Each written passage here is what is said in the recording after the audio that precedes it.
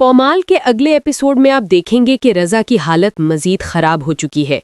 Doctor बताते हैं कि उसके लिवर में 13 सेंटीमीटर का ट्यूमर बन गया है।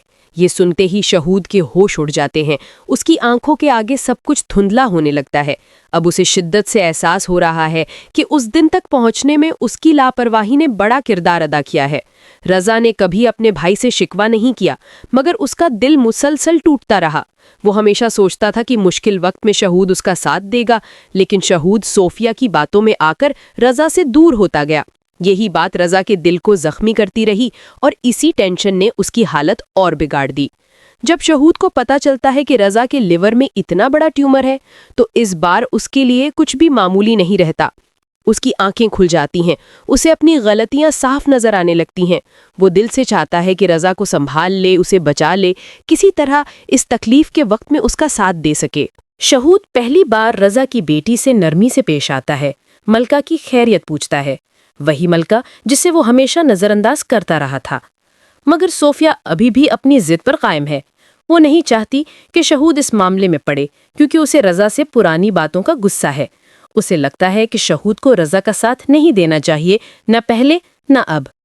शहूद पहली बार मजबूत लहजे में सोफिया से कहता है कि ये मामला किसी और का नहीं बल्कि उसके भाई का है। वो मानता है कि उसे शुरू दिन से रज़ा का साथ देना चाहिए था, न कि दूसरों की बातों में आकर उसे तन्हा छोड़ देना चाहिए था। मगर सोफिया फिर भी जिद से जवाब देती है कि दूसरों की जंग लड़कर इंसान अपनी जंग हार जाता है। लेकिन इस बार शहूद उसकी बात नहीं मानता। मलका रज़ा को समझाती है कि उसका भाई वाकई परेशान है, वो वापस उसे संभालना चाहता है। मगर रज़ा थके हुए लहजे में कहता है कि जब शहूद पहले उसके साथ नहीं था तो अब क्यों आए। उसे कहता है कि अगर शहूद अपनी जिंदगी में खुश है तो वो खुश रहे, मुझे अब किसी के सहारे की जरूरत नहीं सिवाय तुम्हारे। अब हालात इस हद तक पहुंच चुके हैं कि किसी भी लम्हे कुछ भी हो सकता है।